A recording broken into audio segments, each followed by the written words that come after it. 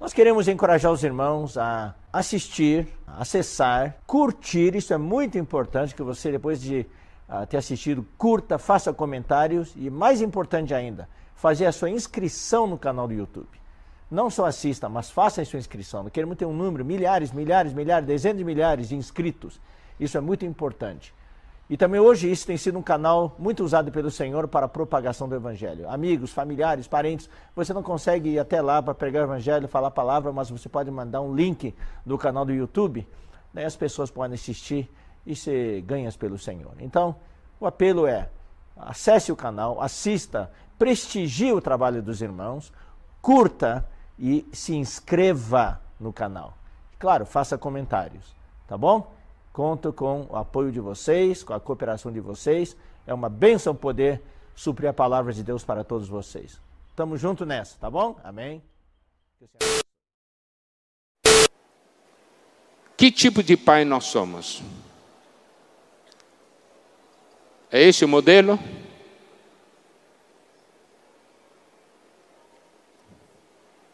A Bíblia tem algo muito interessante. Que nós pensamos, quem sabe ser pai? Quem sabe ser pai? A Bíblia nos mostra Deus. Essa é a referência de pai. Daí você olha, essa referência que a palavra de Deus dá, que a palavra de Deus nos dá de um pai, bate com essa cópia do mundo? Não bate. Então, que tipo de pai nós somos? Eu sou um pai que tem Deus como modelo, ou eu sou um pai que tem a figura do pai do mundo como modelo?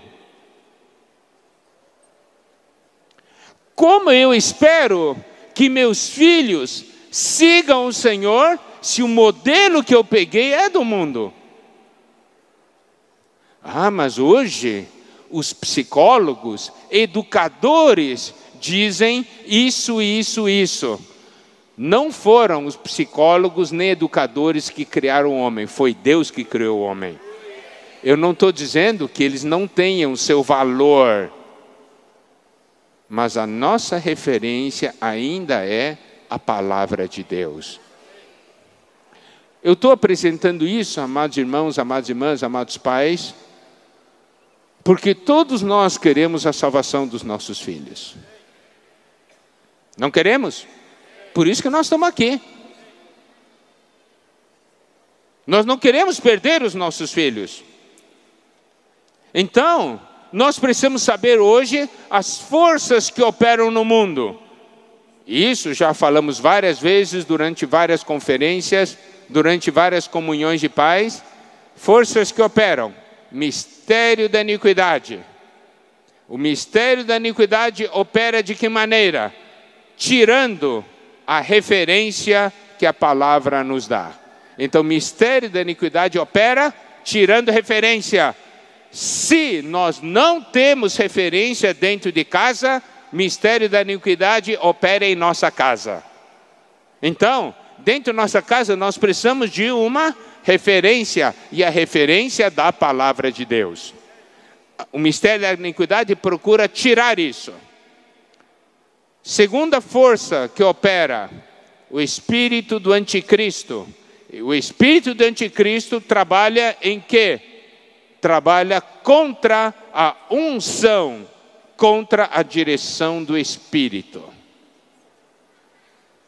Então, as decisões que nós tomamos dentro de casa não tem nada a ver com a unção, com a direção do Espírito. Se o mistério da iniquidade opera na minha casa, não tenho nenhuma referência da palavra. Se o espírito do anticristo opera dentro da minha casa, o Espírito Santo não tem posição dentro de casa. Na educação, no relacionamento com os filhos. E terceiro, os falsos cristos e falsos profetas, que são essas ideologias atuais.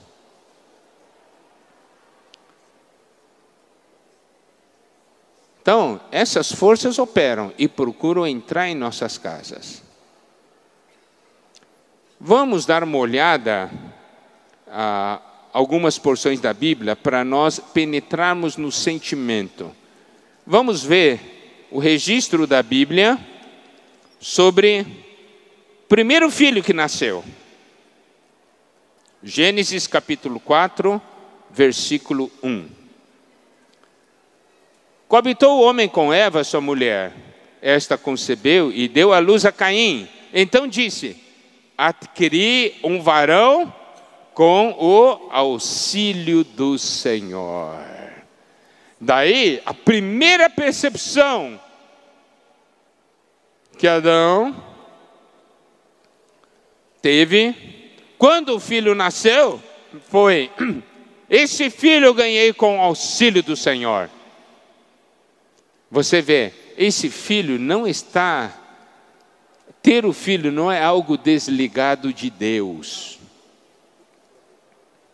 Tem tudo a ver com um propósito de Deus. Eu não estou entrando depois sobre a vida de Caim, eu estou falando da percepção de Adão quando teve o primeiro filho. Agora, vamos ver a percepção de Deus quando o homem se desvia. Quando o homem se desvia e faz as coisas fora do modelo e do padrão estabelecido por Deus.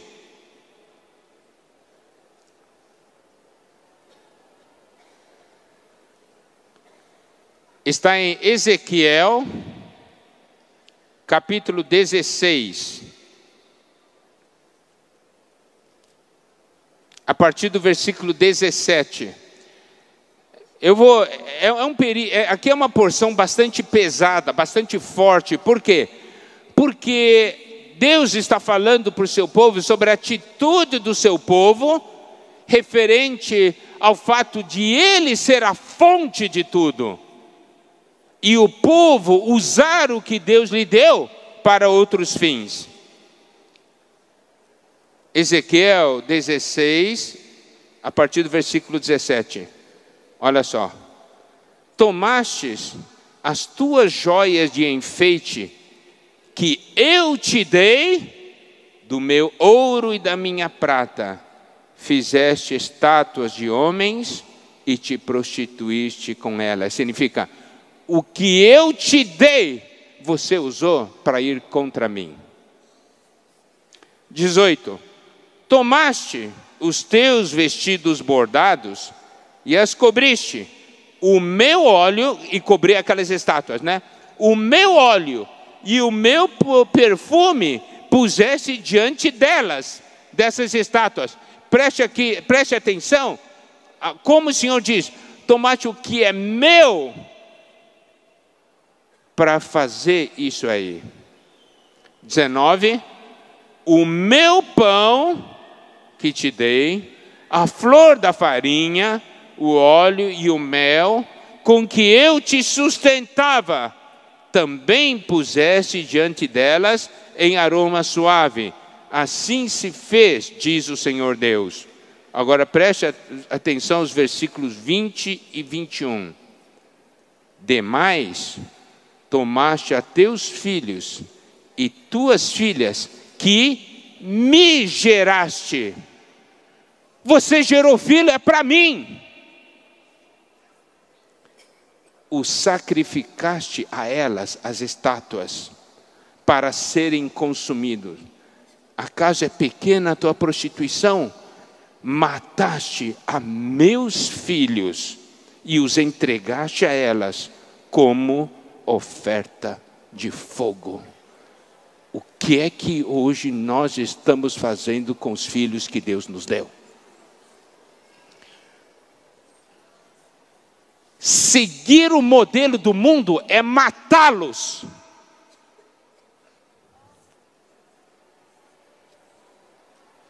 Eles vão acabar diante dos ídolos.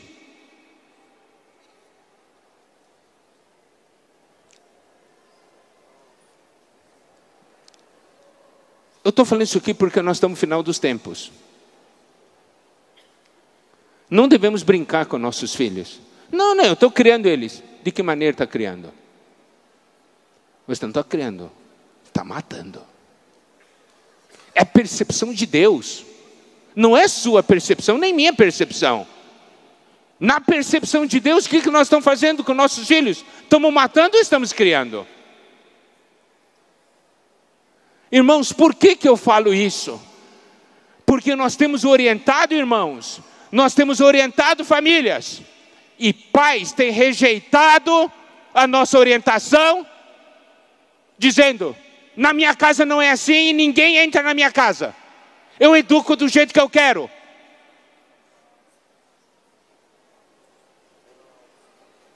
Nós não estamos querendo meter o nosso nariz na casa dos outros. Nós queremos salvar os filhos.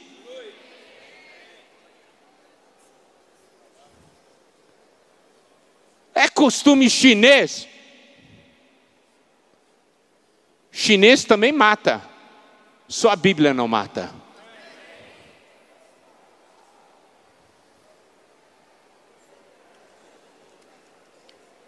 Nós temos que perceber o que acontece no mundo. Olha só, Atos capítulo 7, versículo 19.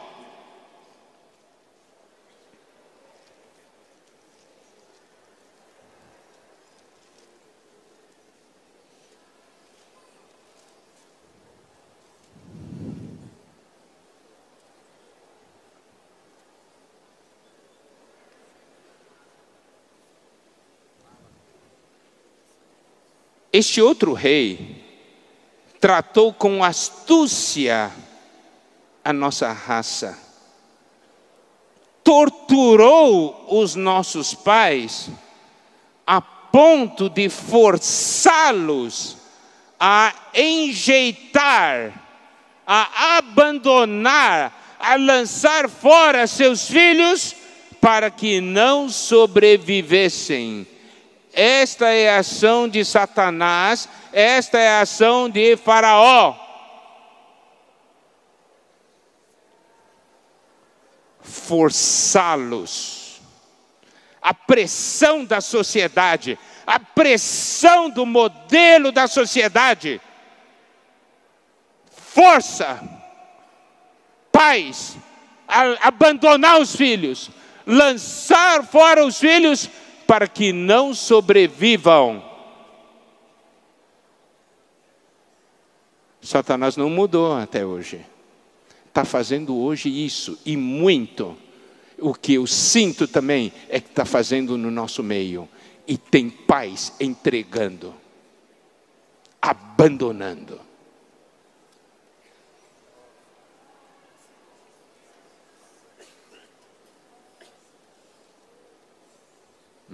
Malaquias capítulo 2.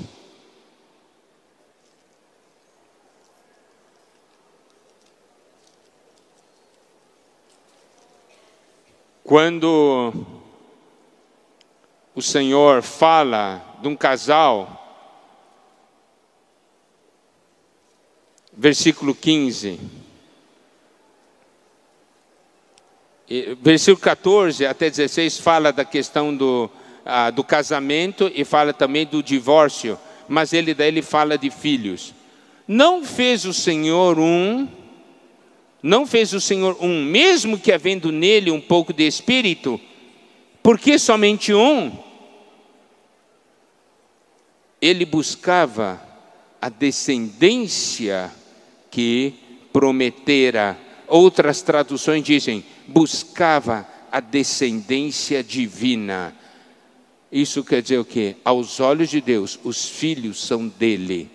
Deus diz, esta é minha descendência. Os filhos são meus. Eles são a minha descendência. Eles são a descendência divina. Mas qual que é a obra de Satanás? Vamos dar uma olhada nos tempos finais. Mateus capítulo 10. Versículo 21.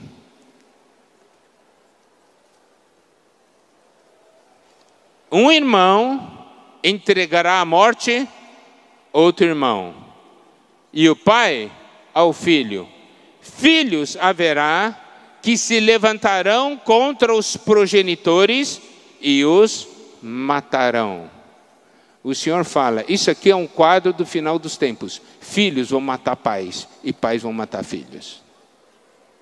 Você pode perguntar, ué, por quê? Porque abriu a porta para Satanás entrar em casa. Esta é a razão.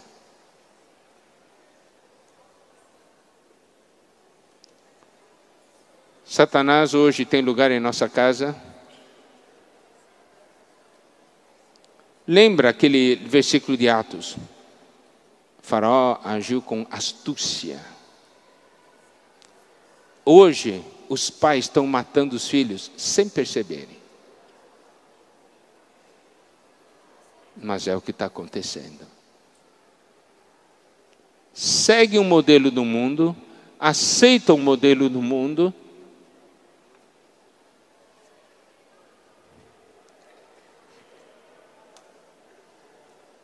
mas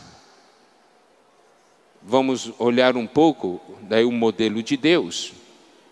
Nós vamos ler alguns versículos muito conhecidos que nós sempre procuramos aplicar, seja na comunhão com pais, seja na comunhão de casais.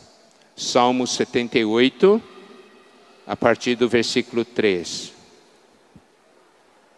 Nós precisamos entender que nós somos o povo de Deus, nós somos uma linhagem divina. Nós precisamos ter essa percepção durante toda a história da humanidade. Né? Nós podemos ver, há uma linhagem divina. Homens, famílias, pessoas que pertenceram a Deus e fizeram a vontade de Deus. Há uma linhagem divina e nós devemos compreender e ver, nós somos a continuação dessa linhagem divina. Por isso que não param em nós, continuam nos nossos filhos e netos.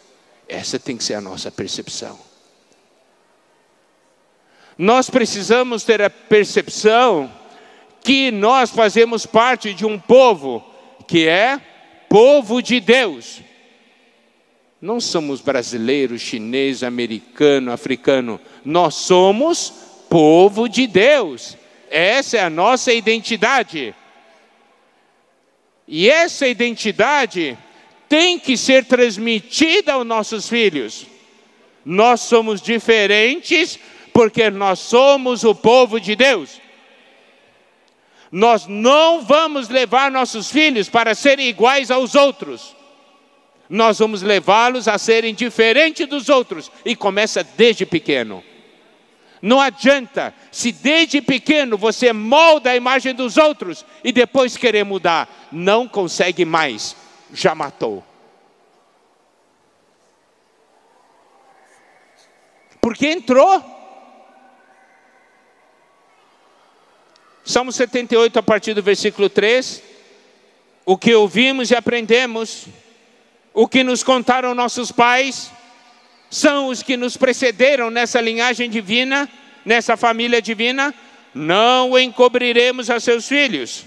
Contaremos à vindoura geração os louvores do Senhor e o seu poder e as maravilhas que fez. Ele estabeleceu um testemunho em Jacó, instituiu uma lei em Israel e ordenou a nossos pais que os transmitissem a seus filhos. Aqui diz, Deus nos ordenou, transmita isso a seus filhos. Existe aqui um legado, existe aqui um tesouro que agora chegou nas suas mãos e você tem o dever de transmitir a seu filho. Você tem o dever de entregar a seu filho. Não é um carro, não é um smartphone, é o legado divino. Ele estabeleceu um testemunho em Jacó, instituiu uma lei em Israel e ordenou a nossos pais que o transmitisse a seus filhos, a fim de que a nova geração os conhecesse. A nova geração tem que conhecer a sua linhagem. A nova geração tem que conhecer o seu povo. A nova geração tem que conhecer o seu Deus. E quando vai transmitir? Depois que Satanás já transmitiu tudo que é dele? Se acha que vai ocupar um lugar nobre? Eu me lembro, quando era bastante jovem ainda, antes de casar, eu vi testemunho de um irmão, estava falando, né? O bebê tinha nascido, e aí os pais estavam falando, né, para o filhinho: filhinho, você é de Deus, você é do povo de Deus, nós somos diferentes. Daí uma pessoa foi visitar e disse assim: está falando para ele, ele nem compreende. O que adianta você falar? Daí esse irmão falou: eu não sei quando Satanás vai começar a falar com ele, mas eu fazendo desse jeito, eu vou ter uma certeza, eu vou falar antes que Satanás fale com ele.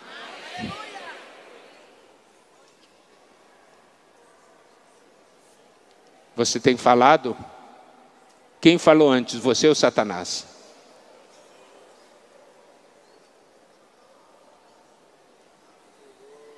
Ordenou a nossos pais que o transmitisse a seus filhos, a fim de que a nova geração os conhecesse. Filhos que ainda hão de nascer, se levantassem e por sua vez os referissem aos seus descendentes. Olha só, significa o quê? Dentro da linhagem divina, nós temos uma linha de ação. Nós vamos falar aos nossos filhos que um dia ainda vão nascer, eles vão nascer e eles ainda vão falar para os seus filhos. Eu já estou planejando 2, 3 gerações à frente. O que vai acontecer com eles? Eu não sei, eu só sei de uma coisa: eles vão conhecer o seu povo e seu Deus.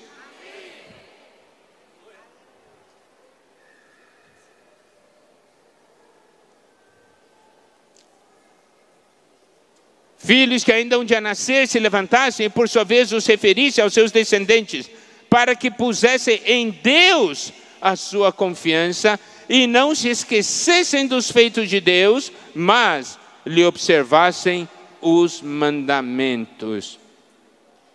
E olha o versículo 8: e que não fossem como seus pais, geração obstinada e rebelde, geração de coração inconstante e cujo espírito não foi fiel a Deus. Isso aqui, esse último versículo é um versículo muito interessante. Por quê? Porque muitas vezes, quando fomos ajudar pais, alguns pais falaram: eu vou educar meu filho do jeito que eu fui educado.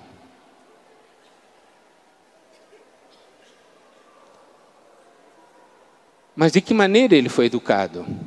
Segundo o padrão da palavra ou segundo o costume da família?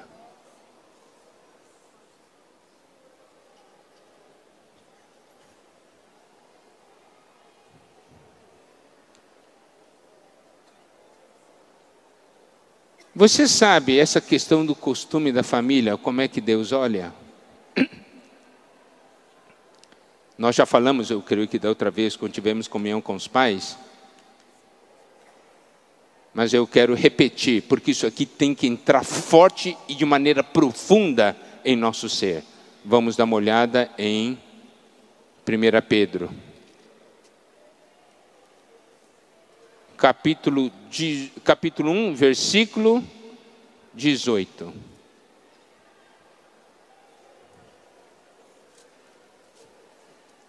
E 19.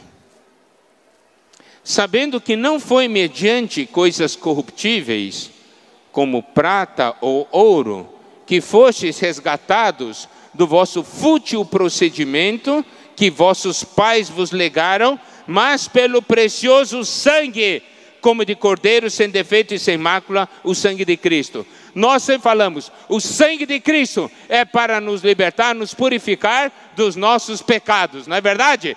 O sangue de Cristo é para nos resgatar, é para nos limpar dos nossos pecados. Mas aqui fala que nós fomos, o sangue de Cristo foi usado para nos resgatar do fútil procedimento ou vã maneira de vida que nossos pais nos legaram. Você consegue perceber que Cristo morreu na cruz para libertá-lo da maneira que você foi criado?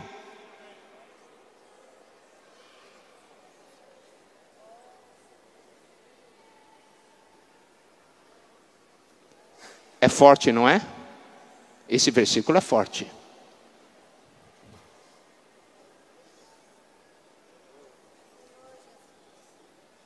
Eu morri para libertar você, para que você eduque seu filho na minha palavra e não na maneira da sua família.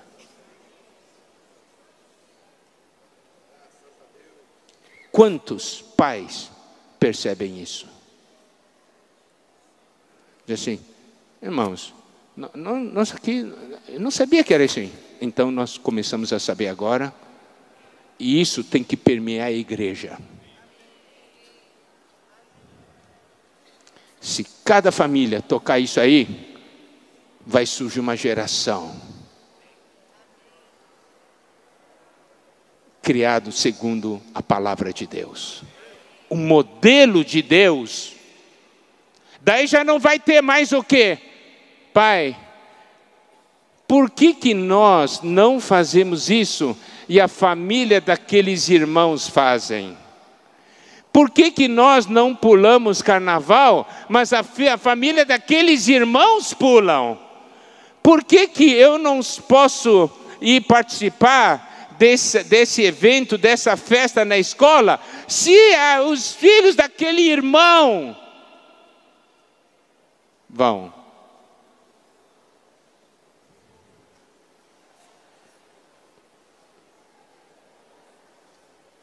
Ocorre isso,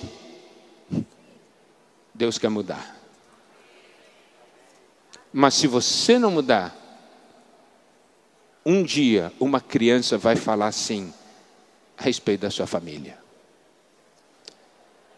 Considere como Deus olha esse fato, não como o homem olha. Considere como Deus olha.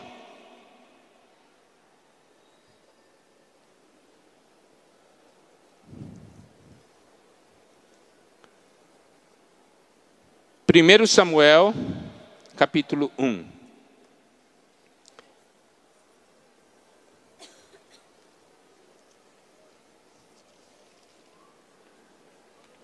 Primeiro Samuel, capítulo 1, versículo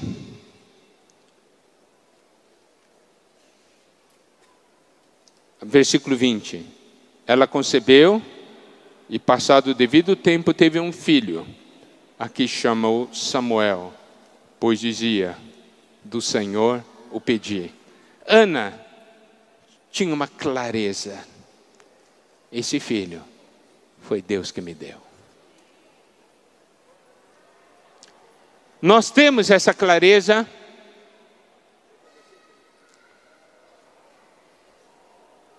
Esse filho foi Deus que me deu. Versículo 21. Subia Eucana, seu marido, com toda a sua casa, a oferecer ao Senhor o sacrifício anual e a cumprir o seu voto. Ana, porém, não subiu. E disse a seu marido, quando for o menino desmamado, levá-lo-ei para ser apresentado perante o Senhor e para lá ficar para sempre. Significa, eu recebi esse filho do Senhor, eu vou criá-lo, eu vou desmamá-lo. Significa eu vou cuidar dele, eu vou alimentá-lo. Ele vai crescer. E um dia, eu vou apresentar meu filho perante o Senhor. E desse dia em diante, ele vai ficar para sempre com o Senhor.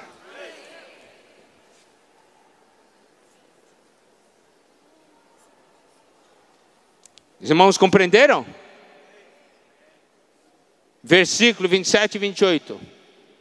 Quando ela levou, diz: por este menino orava eu, e o Senhor me concedeu a petição que eu lhe fizera, pelo que também o trago como devolvido ao Senhor, por todos os dias que viver, pois do Senhor o pedi. Nossa tradução diz: e eles adoraram ali o Senhor. Ou existe tradução que diz: e ele adorou ali ao Senhor, se refere a Samuel. Olha só, trago como devolvido ao Senhor. Essa deve ser uma percepção que todos os pais devem ter. Foi o Senhor que me deu. Esse filho é filho dele, é a descendência dele. Minha obrigação é alimentá-lo, desmamá-lo e devolver ao Senhor. No dia que você devolver ao Senhor, você cumpriu sua missão.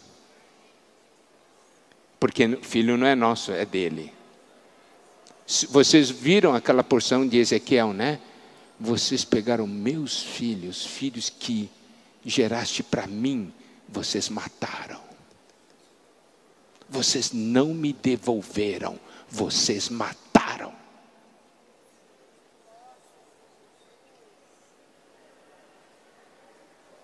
Qual é a visão que nós devemos ter dos nossos filhos? Nós precisamos de uma visão ampla. No dia que nós tivemos comunhão sobre o serviço de crianças, nós compartilhamos alguns versículos. Gênesis 17.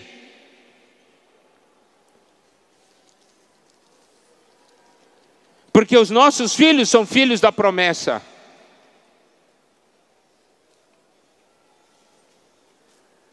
Gênesis, capítulo 17, versículos 19 e versículo 21.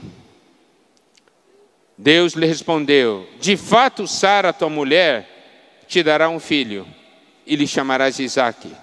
Estabelecerei com ele a minha aliança, aliança perpétua para a sua descendência. 21. A minha aliança, porém, estabelecê-la-ei com Isaque, a qual Sara te dará a luz, e nesse mesmo tempo, daqui a um ano. Nós precisamos ter, quando olhamos nossos filhos, nós precisamos olhar o futuro dentro da promessa de Deus. Olhar para o filho e dizer assim: filho, um dia Deus vai fazer uma aliança com você. Seu destino é glorioso. Quando falamos no serviço de crianças, o Senhor disse: deixai vir as minhas crianças, porque deles é o reino. O que significa? Deixai vir as minhas crianças, porque deles é o reino. O Senhor está mostrando assim: eu quero que você veja o futuro dele. Ele vai crescer, ele vai me conhecer, ele vai me amar, vai me servir, e ele vai entrar no reino. Esse é o futuro dele e esse é o destino dele. Quando olhamos nossos filhos, é isso que nós vemos?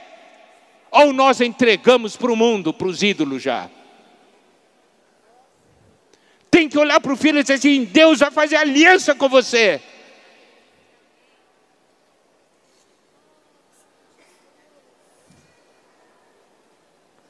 Primeiro Crônicas 22.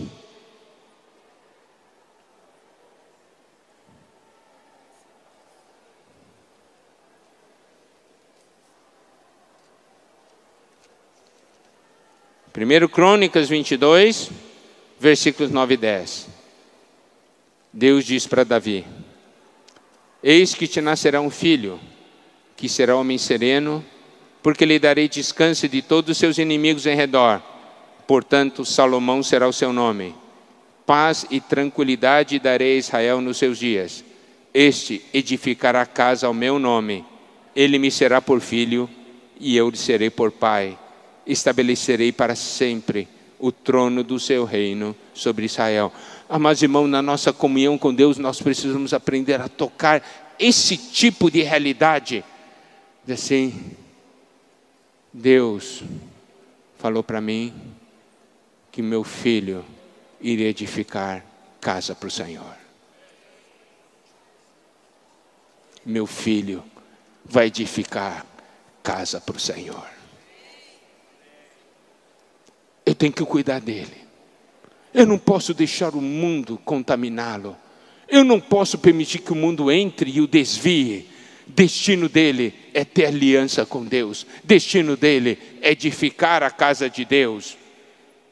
Deus vai ser o pai dele e ele será filho de Deus. Está vendo? É essa a percepção. Mas nós temos essa percepção. A percepção de Ana. Eu pedi para o Senhor me deu. Eu tenho que amamentá-lo, cuidá-lo. Eu vou apresentar ao Senhor e vai ficar para sempre com o Senhor. Eu vou devolver para o Senhor. Então eu tenho que gastar tempo com ele. Eu não vou cair na astúcia, no plano que Faraó aprontou, para eu abandonar meu filho para que ele morra. Eu não vou entrar nessa. Eu não vou seguir o modelo do mundo.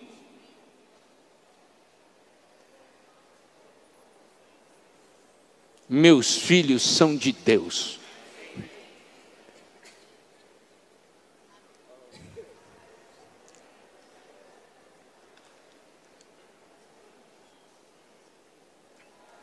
Êxodo 12, 26.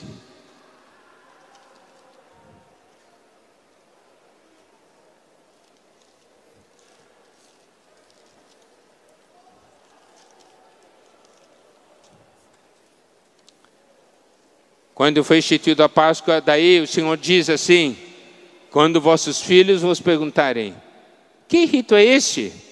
Respondereis, é o sacrifício da Páscoa ao Senhor, que passou por cima das casas dos filhos de Israel do Egito, quando feriu os egípcios e livrou as nossas casas. Então o povo se inclinou e adorou. Olha só, aqui mostra assim, os filhos vão fazer uma pergunta: que rito é isso?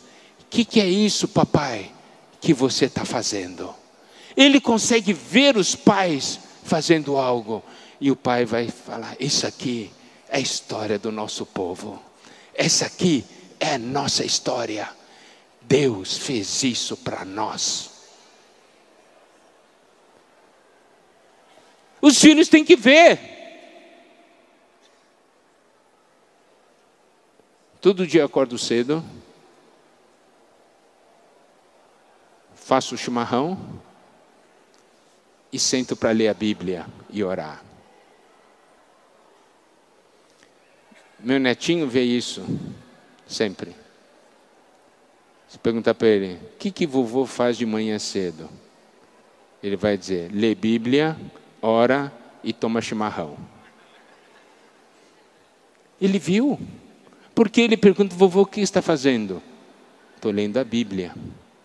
O que está fazendo? Eu estou orando. Seu filho pergunta, papai, o que está fazendo? Estou vendo televisão. Ou ele consegue ver você orando, ou ele consegue ver você lendo a Bíblia. Ele vai dizer assim, vovô lê a Bíblia, ou dizer, papai lê a Bíblia. Seu filho faz essa pergunta?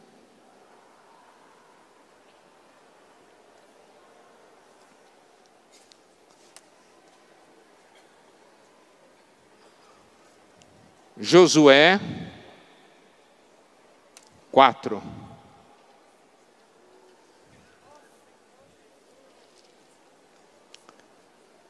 povo de Israel ia passar o Jordão. Daí o Senhor disse para que do leito do Jordão, passaram em seco, e do leito do Jordão tirasse pedra. Ele disse, então, Ele disse então, diz assim, versículo 3: daqui do meio do Jordão, do lugar onde parados pousaram os pés do sacerdote, tomai 12 pedras e levai-as convosco e depositai-as no alojamento em que haveis de passar a noite. Chamou, pois, Josué os 12 homens que escolheram os filhos de Israel, um de cada tribo, passai, e disse-lhes: passai adiante da arca do Senhor vosso Deus ao meio do Jordão, cada um levante sobre o ombro uma pedra, segundo o número das tribos dos filhos de Israel, para que isso seja por sinal entre vós. E quando vossos filhos no futuro perguntarem, pois, que vos significam essas pedras? Então lhes direis que as águas do Jordão foram cortadas e tal. Essas pedras serão para sempre por memorial aos filhos de Israel. Deus quer que se levante um memorial em nossas casas, tal forma que a nossa descendência pergunte: que é isso? E nós possamos falar da história do nosso povo. Eu não estou falando de estátua, alguma coisa assim, entende? Mas significa um viver, um modelo visível, que os nossos filhos vão perguntar: o que é isso que nós fazemos? Porque os outros não fazem. O que é isso?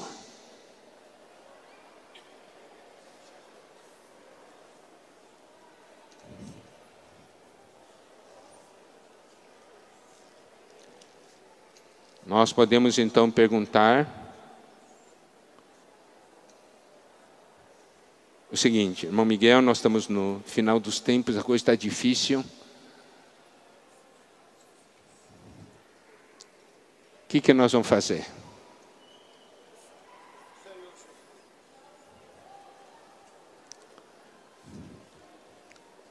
Vamos ler Lucas, capítulo 1.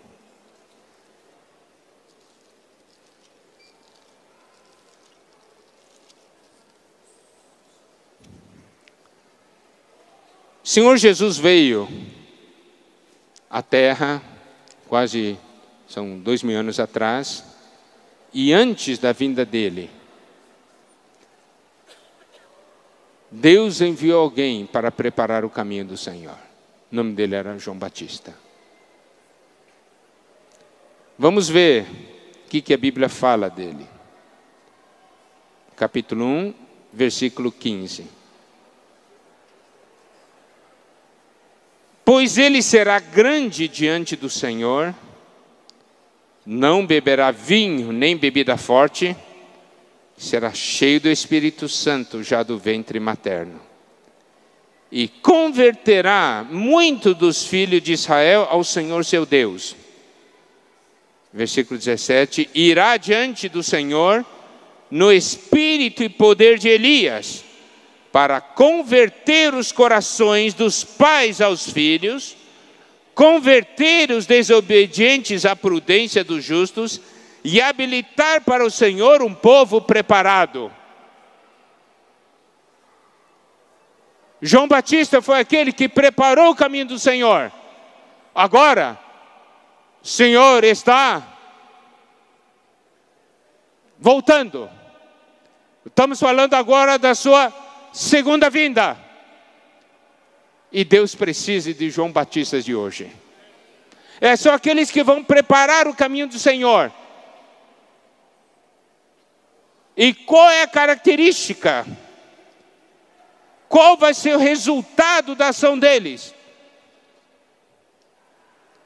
Converter os corações dos pais aos filhos. Vamos dar uma olhada em Malaquias. Malaquias é o último livro do Antigo Testamento. Nós vamos ler os 2 últimos versículos do Antigo Testamento. Diz o seguinte: eis que isso aqui se refere à volta do Senhor. Então existem algumas coisas ligadas à volta do Senhor, ligado à questão da missão de pais. Eis que eu vos enviarei o profeta Elias, antes que venha o grande e terrível dia do Senhor. Ele converterá o coração dos pais aos filhos e o coração dos filhos aos seus pais, para que eu não venha e fira a terra com maldição. Você sabe, quando o coração dos pais não está voltado aos filhos, nem os filhos voltados aos pais, resultado é maldição. Irmãos, nós não vamos entrar nesse caminho. Isso é profecia. Não devemos brincar com isso. Isso é algo extremamente sério. E nós queremos salvação de cada família. E aí,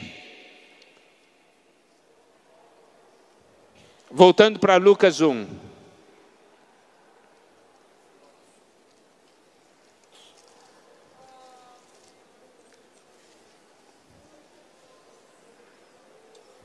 Qual é a característica de um João Batista? Não beberá vinho nem bebida forte. Significa que ele não é alguém que vai buscar o prazer no mundo. Você quer ser João Batista de hoje?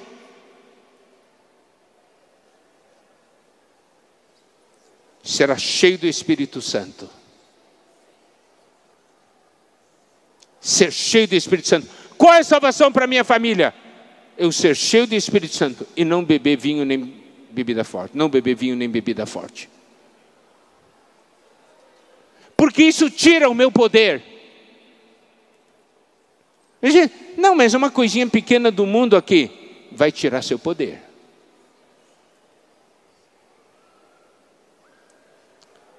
O que ele vai fazer? Converterá muito dos filhos de Israel ao Senhor seu Deus. Ele irá diante do Senhor no espírito e poder de Elias. Eu não vou entrar muito nesse aspecto, tem muita riqueza aí para a gente falar, mas eu quero agora tocar na missão e no trabalho de João Batista e que cada um de nós como pais devemos fazer.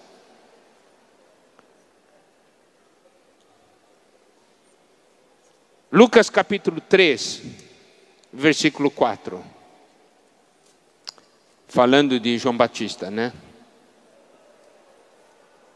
Conforme está escrito no livro das palavras do profeta Isaías: voz do que clama no deserto, preparai o caminho do Senhor, endireitai as suas veredas. Voz do que clama no deserto.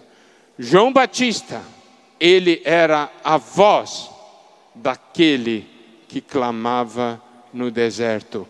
E quem estava clamando no deserto? Deus.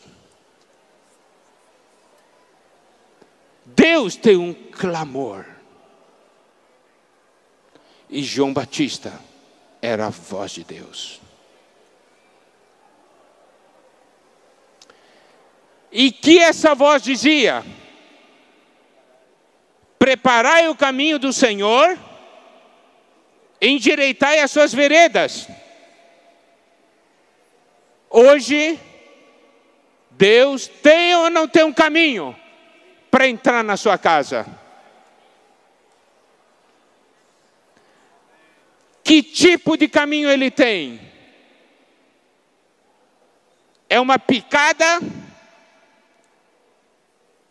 Ou é uma pista dupla?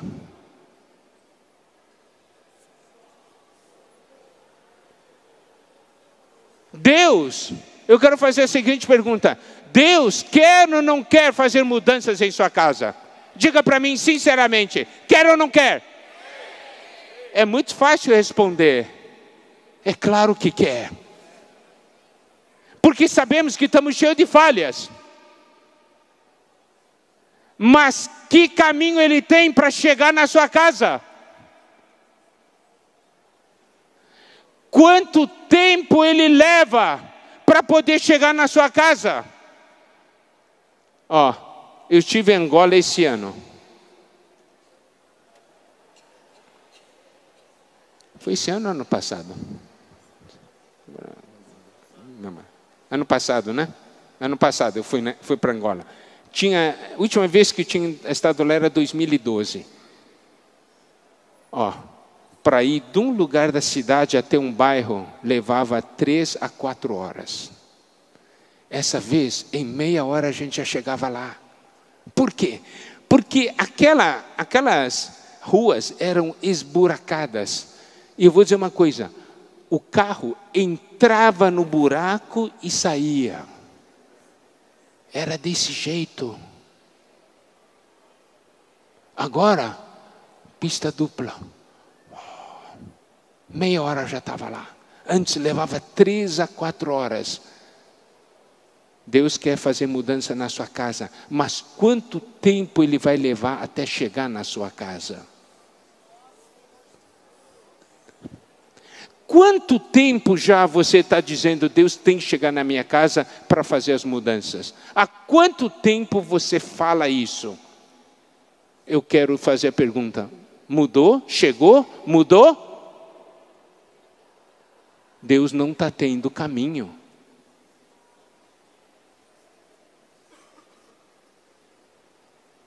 Quem tem que ser o caminho?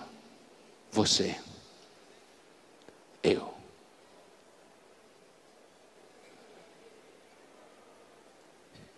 Endireitai as suas veredas. Olha só o versículo 5. Todo vale será aterrado. Nesse caminho tem vale. Tem montes e outeiros, tem que ser nivelados. Caminhos tortuosos têm que ser retificados. E os escabrosos, que são aqueles ásperos assim, têm que ser aplanados. Se isso for feito, toda a carne verá a salvação de Deus.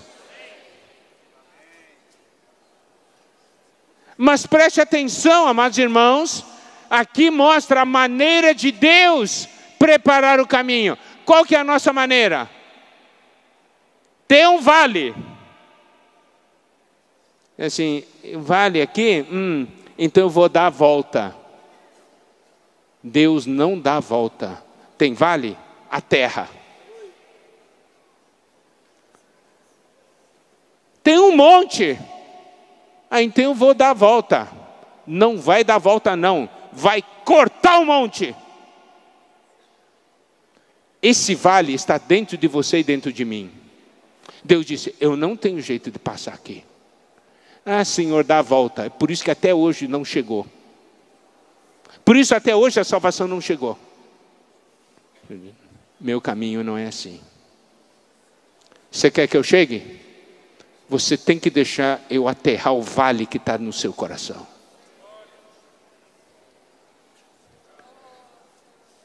Tem um monte. O Senhor disse, eu não posso avançar porque tem um monte no seu coração. Ah, Senhor, dá a volta. Você tem que deixar eu cortar. Se você deixar eu aterrar, se você deixar eu cortar, se você deixar eu retificar, se você deixar eu aplanar, toda a carne verá salvação de Deus. Deus vai mexer nos seus costumes, Deus vai mexer na sua maneira de viver, mas a salvação vai chegar na sua casa. O que você escolhe?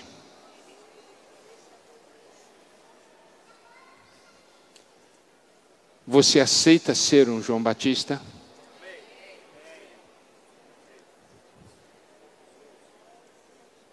Eu quero salvação na minha casa para os meus filhos.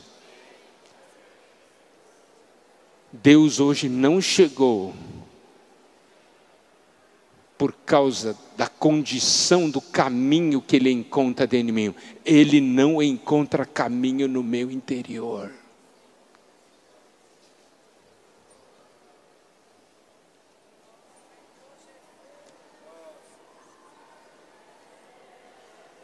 Se você deixar, ele vai chegar. A salvação vai chegar. E aí vai acontecer uma coisa. Resultado: o seu coração estará voltado para o seu filho. E o que é maravilhoso e melhor, o coração de seu filho vai se voltar para você. Isso é a promessa da palavra. Mas tem que deixar um caminho para o Senhor. Um João Batista prepara o caminho do Senhor.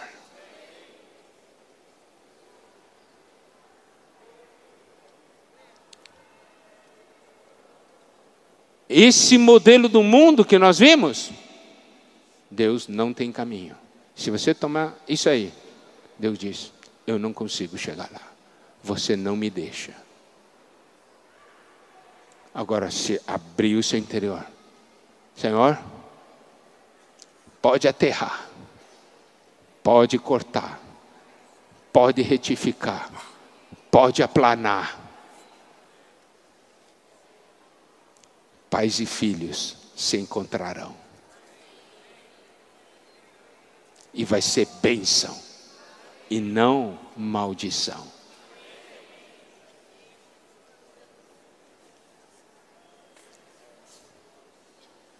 Você deve ser o caminho do Senhor. E Ele vai chegar lá. Ele vai chegar na sua casa. A promessa é: toda a carne verá salvação de Deus. Amém? Bom, irmãos, esse era o encargo dessa noite. Claro que esse assunto é muito extenso, mas em todas as conferências haverá irmãos que vão liberar uma palavra nessa direção. Porque nós queremos é que todas as famílias experimentem a salvação. Agora, então, para concluir, gostaria que então, os pais, se tiver aqui casais, tudo, então, que orem, se entregando como João Batista de hoje, para preparar o caminho do Senhor. Seus filhos sejam salvos.